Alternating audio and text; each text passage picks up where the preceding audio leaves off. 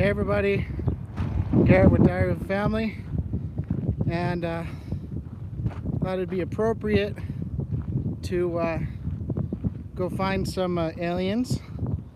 I walked over to the Alien Center, which is across the street from where we are stopped for lunch, and I found an alien. Woo!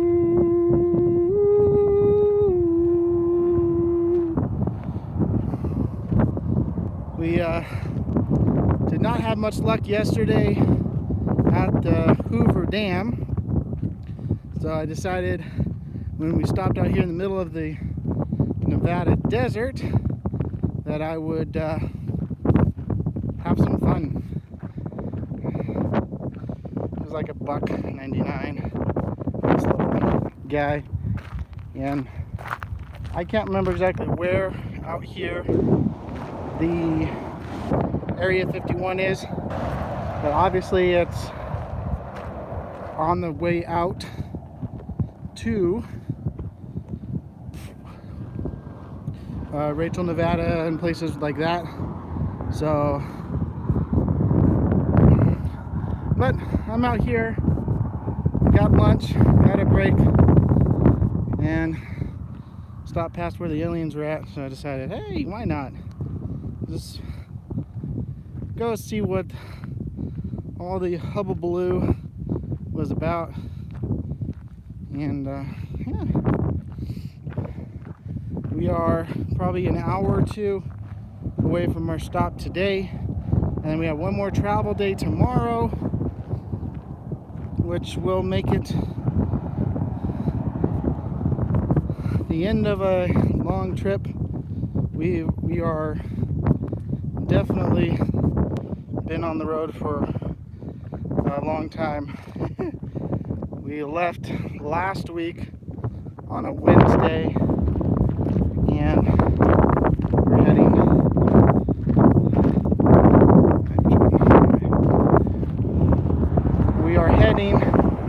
on our way almost to Reno. Sorry guys.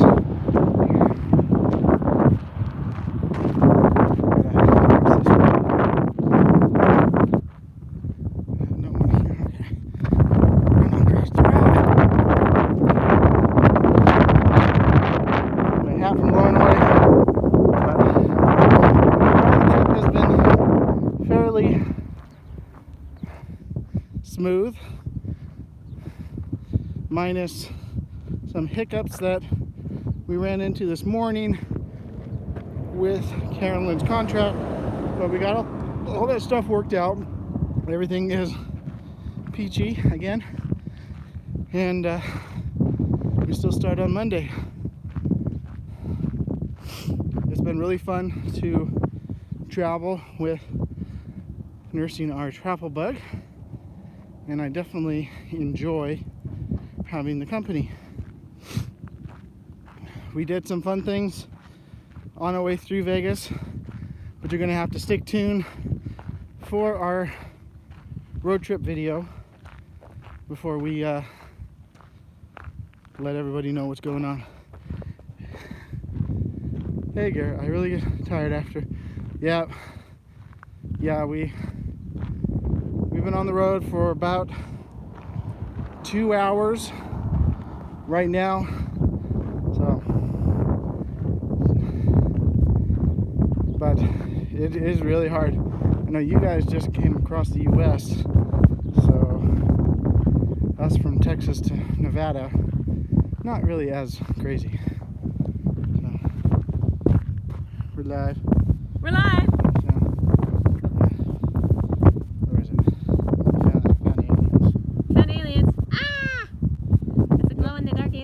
Glow-in-the-dark alien. That's awesome. Found an alien. Woo! I think we might be ready to hit the road again. I don't know. We'll see. Yeah. Are we glad? Are we all good with our prerequisites for your job? Yes, I think so. But that's what I thought a couple of days ago, and then I got my email this morning that said, "No, you have to do this test." And I was like, we were not what? happy. I had to hunt down a doctor who was doing telemedicine. Yep.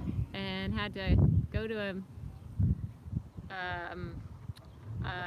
medical supply store and pick up a spirometer and I was like, what? do paperwork. You just like that hospital realizes we start on Monday, right? Monday, yeah. And they're saying, oh no, we can't do it here. Like, what? You're making that decision now? Well, it's done. It's It's done. done. I did it myself, and he Signed off on took it. all the information and put it on the paperwork, and I paid him $100. Which will be reimbursed, right? Yes, it'll be reimbursed. But Good. I have my schedule, so I have my orientation schedule and my work schedule out until the middle of May. I get my birthday off. Cool. Woohoo! I'm excited about that. My birthday's next week. So they said you could make your own schedule, or is that not really going to happen? They're working on going to a new program, so I Oh. don't know. They scheduled me, and it's fun. Yeah. Fine. Well, X Marks the Spot was on here. Hi, X marks the spot. I miss you guys. Where's their chat? I It's not heard that lying. this is your first day, so Teledoc seems to work okay. Glad you got to work it. Technology is wonderful. Technology is. Except he was wanting us to fax the documents.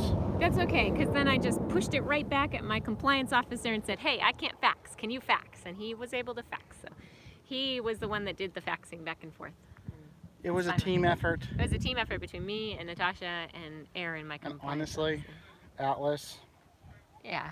you guys are Yeah. awesome. I mean, it wasn't my company saying, "Oh my gosh, you got to do this." It was the hospital getting back to my compliance officer finally and saying, "Oh my gosh, you got to do this." Yep.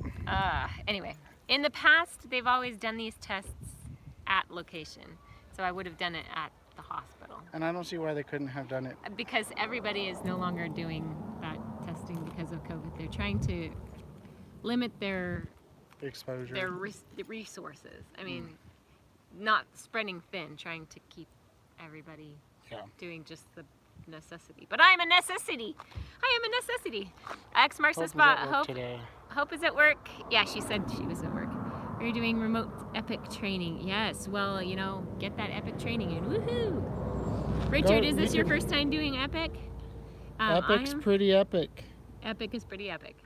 I learned on Epic, and I was in Washington. That's basically all we have, and I've used that for quite a number of years. But for the last year, I've been doing other systems. But I'm going back to Epic now because the hospital here in Reno.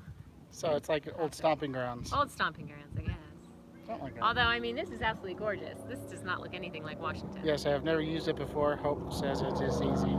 If you've done, I'm trying to remember, Epic is a lot like Cerner, so I think it's actually easier to use than Cerner, but there are some things about Cerner that I liked as well, so. Yeah. Anyway, it's not that bad. You'll be an expert on all the different systems soon. All the systems. Of the systems I've used, I've got to say Epic is the one I have the most experience with, and it's a toss-up between Epic and Cerner, which one I like the most. Yeah. So, anyway. Well, we are heading up into the mountains, and seems like all the mountains around us seem to be snowy or snowing or rain or crazy weather up there. Yeah, but it's beautiful here.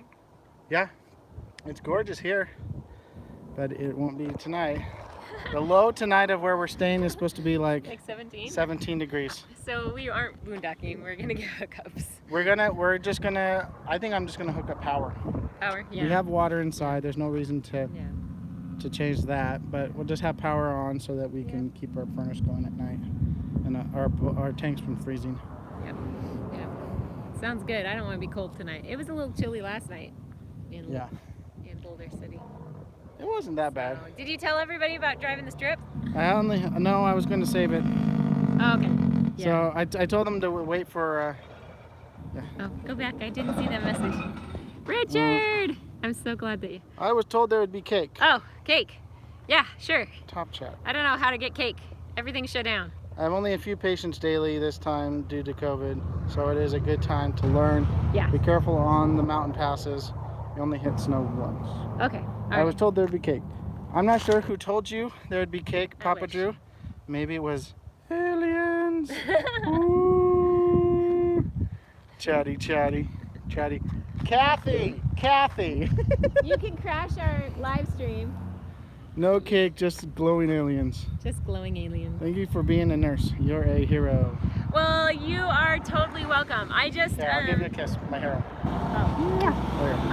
I was just watching a YouTube video that popped up.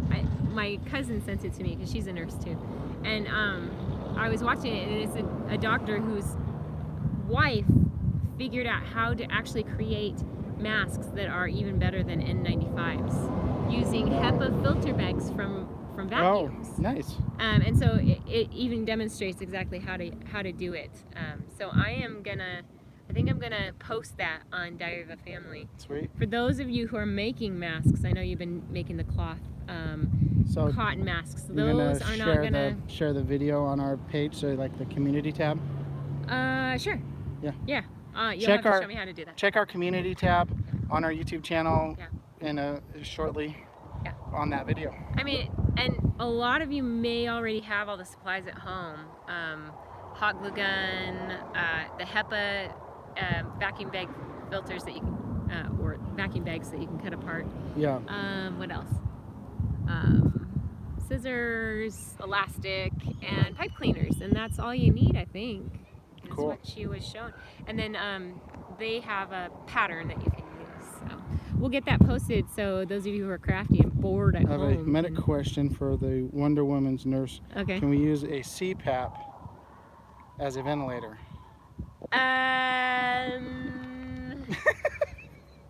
I don't think I would be the best to answer that question. Ask a professional. Ask a professional. Wait, I am a professional. No. CPAPs are different than ventilators. Ventilators actually do the breathing for you. CPAPs work with your breathing. So there are different levels of critical care when it comes to respirations. And like when we put somebody on BiPAP or CPAP, it's not actually venting them yet. Yeah, So- X marks the spot. I think gave a good explanation. Yeah. They say they augment your breathing. They don't. Augment your breathing, exactly. So, Thank you, and Richard. that's from me. If my patient goes on a CPAP or a BiPAP, I am transporting them to another unit to take care of. I don't do APAP will work better. APAP. Okay, yeah. Anyway, CPAP is not a ventilator. All right. All right, you wanna spend some time with your alien saying goodbye? We will go. They are in the same family. Can they be modified? Can they be modified? Well- Yeah, I don't know. An anesthesiologist I heard in Canada was able to change a ventilator to vent 9 patients instead of just 1. But he also had a degree in like medical mechanics too. So I Not don't just your know regular- about CPAPs and being able to change them. Yeah. Again, ask Again. a professional. Yeah, ask a professional. All right. Well, we're gonna go ahead and sign off. We are almost done with our trip today, and then just one more travel day, and we'll be in Reno. Woohoo! So thank you guys so much for watching. If you like this video, should have given it a thumbs up. And as always, live life intentionally. Woo!